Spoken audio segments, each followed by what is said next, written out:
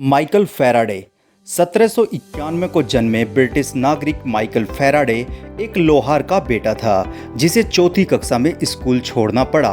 उसने एक book binder के रूप में काम करना शुरू कर दिया था।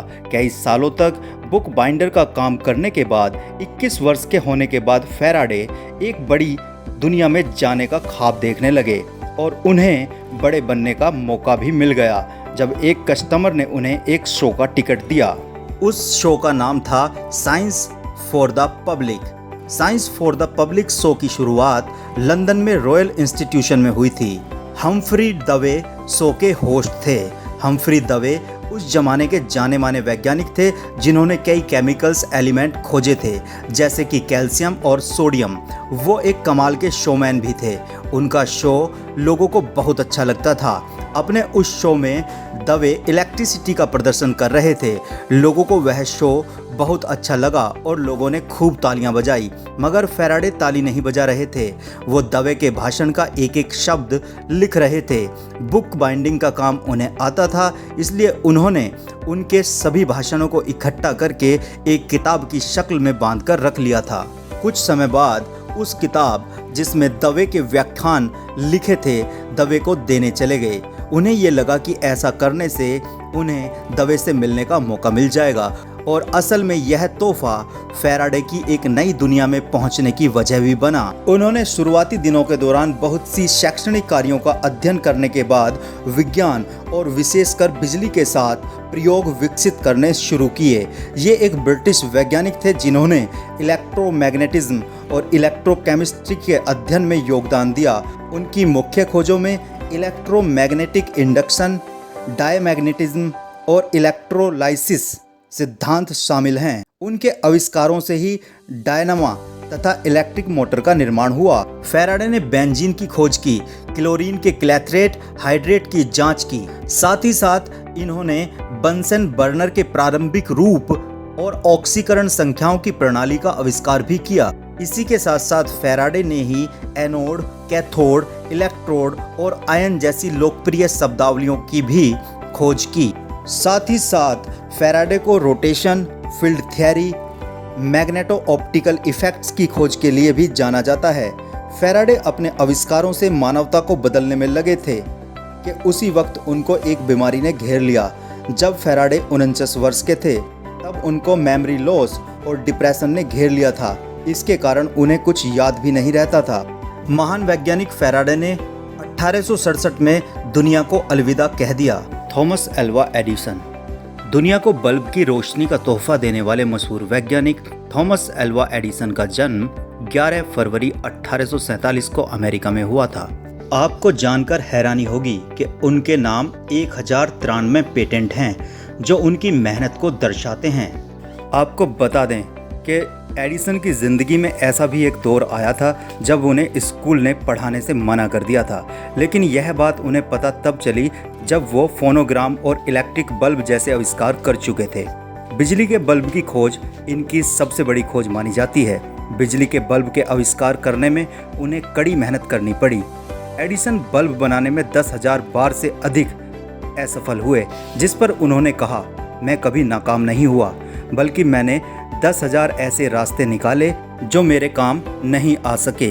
एडिसन ने अपनी पहली प्रयोगशाला सिर्फ 10 साल की आयु में ही बना ली थी। उनकी मां ने उन्हें एक ऐसी पुस्तक भेंट की थी जिसमें कई सारे रासायनिक प्रयोग दिए हुए थे। साथियों, अब मैं आपको एडिसन के बचपन का एक वाकया बताता हूँ। हुआ यूँ था कि एक दिन स्कूल में टीचर ने एडिसन को एक कागज़ का टुकड़ा दिया और कहा कि ये ले जाकर अपनी माँ को दे देना।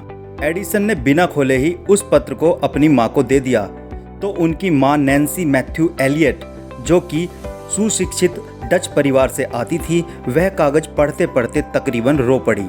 माँ को रोते देख एडिसन ने पूछा कि ऐसा क्या लिखा है माँ कि आप रो पड़ी हो। तो माँ ने कहा कि यह खुशी के आंसू हैं बेटा। इसमें लिखा है कि आपका बेटा बहुत होशियार है और हमारा स्कूल निचले स्तर का है। यहाँ टीचर भी बहुत ज़्यादा शिक्षित नहीं हैं, इसलिए हम इसे नहीं पढ़ा सकते। इसे अब आप स्वयं पढ़ाइए। एडिसन भी इस बात से खुश हुए और अपने घर पर माँ से ही पढ़ना प्रारंभ कर दिया। कई साल बीत गए जब एडिसन पढ़ लिख कर एक स्थापित वैज्ञानिक बन चुके थे, माँ उन्हें छोड़कर दुनिया से जा चुकी थी, तब एक दिन घर में कुछ पुरानी यादों को तलाशते हुए उन्हें अपनी माँ की अलमारी से वही पत्र मिला जो उनकी स्कूल टीचर ने दिया था।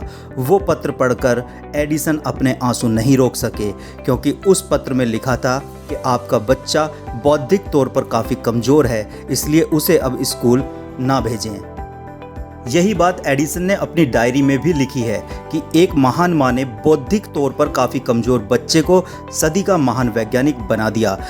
बता दें कि एडिसन के 40 इलेक्ट्रिक लाइट बल्ब जलते देखने के लिए 3000 लोगों का हुजूम जुटा था, जिसके बाद न्यूयॉर्क सिटी में पर्ल स्ट्रीट पावर स्टेशन खोलने के बाद ग्राहकों को बिजली पहुंचानी शुरू की गई। पहली बार बल्ब बनाने में $40,000 की लागत आई थी, लेकिन बता दें कि साल 1879 से सन 1900 तक ही एडिसन अपनी सारी प्रमुख खोजें कर चुके थे। वह एक वैज्ञानिक के साथ साथ एक अमीर व्यापारी भी बन चुके थे। उनका निधन 18 अक्टूबर 1931 को हुआ था। गैलीलियो गैलीली एक इतालवी खगोलशास्त्री, भौतिक विज्ञानी और गणितज्ञ थे। गैलीलियो पहले व्यक्ति थे जिन्होंने खगोलीय प्रेक्षण, चंद्रमा पर क्रैटरों व पहाड़ों की खोज की।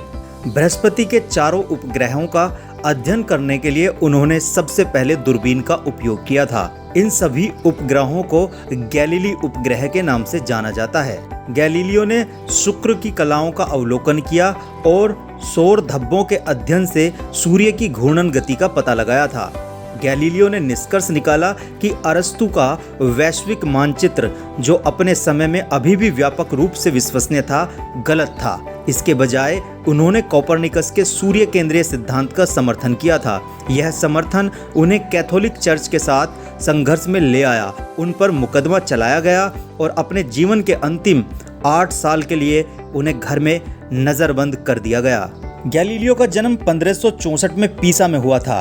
गैलीलियो को आधुनिक विज्ञान के पिता के रूप में जाना जाता है, क्योंकि उनकी खोज खगोल विज्ञान और फिजिक्स में है। यूरोप में एक समय था जब रोम और यूनान की सभ्यताएं अपने पतन की ओर अग्रसर थी। उसके बाद पूरा महाद्वीप अज्ञानता के अंधकार में छिप गया। फिर समय ने करवट ली और विज्ञान तथा टेक्नोलॉजी प्रगति ने यूरोप को इस अंधकार से निकालकर रोशनी की ओर मोड़ा। इस रोशनी को पैदा करने में सूर्य की तरह जिस वैज्ञानिक ने योगदान दिया, उसे गैलीलियो गैलीली के नाम से जाना जाता है। गैलीलियो ने लगभग 200 टेलीस्कोप बनाए थे और उन्हें विभिन्न शिक्षण संस्थाओं को एस्ट्रोनॉमिकल ऑब्जर्वेशन के लिए दान कर दिया था। उन्होंने इटली की ही भाषा में अपनी किताब लिखी ताकि आम आदमी भी उसे पढ़ सके। गैलीलियो ने चर्च के विचारों का खंडन किया था, इसलिए उन्हें न्यायिक जांच और कई अन्य यातनाओं का सामना करना पड़ा। कहते हैं गैलीलियो अपने पुराने दिनों में अंधे हो गए थे और 1642 को उनकी मृत्यु हो गई। आर्किमिडीज एक ग्रीक गणितज्ञ, आविष्कारक और वैज्ञानिक थे जिन्होंने हाइड्रोस्टैटिक्स और ज्योमेट्री में व्यापक काम किया था। वह पेच पंप के आविष्कारक भी हैं, जिसे आर्किमिडीज स्क्रू कहा जाता है। इनका जन्म 287 ईसा पूर्व सिसिली में हुआ था। वह गणित का अध्ययन करने के लिए अलेक्जेंड्रिया चले गए, लेकिन सिराक्यूस में लौट गए, जहां उन्होंने अपना पूरा जीवन बिताया। क्षेत्रों और सिलेंडरों की ज्यामिति पर लिखित कार्य किए, जल स्थिर दबाव का विवरण, हाइड्रोलिक स्क्रू आदि पर उन्होंने बहुत काम किया। आर्किमिडीज की मृत्यु 212 ईसा पूर्व दूसरे पुनिक युद्ध के दौरान हुई, जब रोमन सेनाओं ने जनरल मार्कस क्लाउडियस मार्सेलस के नेतृत्व में 2 साल की घेराबंदी के बाद सिराक्यूस शहर पर कब्जा कर लिया। एरिस्टोटल का जन्म 384 ईस्वी पूर्व ग्रीक यूनान में स्टिग्रा नामक स्थान पर हुआ था। अरस्तु के पिता मकदूनिया राज्य के शाही वैद्य थे। अरस्तु के गुरु प्लेटो थे, जो एक महान वैज्ञानिक और प्रसिद्ध दार्शनिक भी थे, और एथेंस में प्लूटो की अकादमी भी थी। वहीं पर अरस्तु ने करीब 20 साल तक शिक्षा ग्रहण की।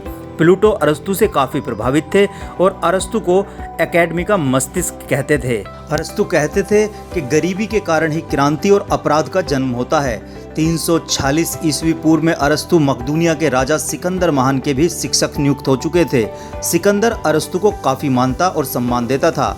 अरस्तु ने एक निजी विद्यालय लीसियम की स्थापना की थी। सिकंदर की मृत्यु के बाद अरस्तु कैलियस नगर चले गए थे। अरस्तु ने अपने जीवन काल में करीब 400 ग्रंथों की रचना की। अरस्तु ने पॉलिटिकल ग्रंथ की भी रचना की थी, जिसमें तत्कालीन राजनीतिक व्यवस्था का यथार्थ चित्रण है। अरस्तु ने अपने इस ग्रंथ में एक महत्वपूर्ण विचार रखा था कि राज्य का निर्माण व्यक्ति समूह ने जानबूझकर या सोच विचार कर नहीं किया है। राज्य तो एक प्राकृतिक संस्था है। राज्य मनुष्य से पहले हैं। वही संविधान सबसे अच्छा है जो अधिक स्थायी होता है। अरस्तु के अनुसार राज्य में न अधिक पूंजीपति हों और न ही गरीब अधिक हों, बल्कि मध्यम वर्गीय लोगों का बाहुल्य हो। अरस्तु किसी भी बात को बिना सोचे और विचारे नहीं मानते थे। वे घटना को मानने से पहले विचार करते थे। मानव स्वभाव से जुड़े विचारों पर वह शोध करना पसंद करते थे। मानव विचारों में जैसे आदमी को जब भी समस्या आती है वो किस तरह से इसका सामना करता है और आदमी का दिमाग कैसे कार्य करता है, अरस्तु अक्सर टहलते हुए ही प्रवचन देते थे। वो कहते थे, जो सभी का मित्र होता है वो किसी का मित्र नहीं होता। जीव विज्ञान का जनक भी अरस्तु को कहा जाता है, क्योंकि उन्होंने ही सर्वप्रथम जीव जंतुओं के विषयों में विचार व्यक्त किए थे। अरस्तु ने ही जीवों को जंतु और वनस्पति जगत में बांटा था। अरस्तु मानते थे कि एक निश्चित बिंदु के बाद पैसों का कोई अर्थ नहीं रह जाता। कोई भी व्यक्ति उस व्यक्ति से प्रेम नहीं करता जिससे वो डरता है। अरस्तु के पिता निकोमेकस एक विद्वान चिकित्सक थे, जो मैसेडन साम्राज्य के राजा अमिनतस द्वितीय के दरबारी चिकित्सक थे। मैसिडोनिया के राज दरबार के साथ पिता का संबंध होने के कारण इसका विशेष प्रभाव अरस्तु के जीवन पर भी पड़ा। यही कारण था कि भले ही उनके पिता निकोमेकस की मृत्यु जल्दी हो गई, लेकिन अरस्तु का मैसिडोनिया राज दरबार से संबंध जिंदगी भर बना रहा। अरस्तु की माता फिस्टिस के बारे में ज़्यादा जानकारी नहीं मिलती। माना जाता है कि अरस्तु की युवा अवस्था में ही उनकी मां की मृत्यु हो गई थी। सिकंदर की मृत्यु के बाद अरस्तु को लगा कि उनके लिए एथेंस में रहना अब ठीक नहीं है। उनके विरुद्ध एक पुरोहित ने नास्तिकता का अभियोग लगाया था। अरस्तु पर अभियोग लगाया गया कि वह लोगों को यह शिक्षा देता है देवताओं की प्रार्थना और उनके लिए बलिदान करना व्यर्थ है। अरस्तु को लगने लगा कि यहाँ रहने से उसकी भी वही दशा होगी जो सुकरात की हुई थी। एथेंस में उस समय प्रचलित कानून के अनुसार अभियुक्त को सजा के बदले निर्वासन को चुनने का अधिकार था। इसलिए उन्होंने सजा से बचने के लिए एथेंस छोड़ देने में ही बुद्धिमानी समझी। इस तरह अरस्तु एथेंस छोड़कर एक द्वीप स्थित चेलासिस चले आए। कुछ ही दिनों के बाद वहां पेट की गंभीर बीमारी से पीड़ित हो गए और 1 साल बाद उनकी मृत्यु हो गई।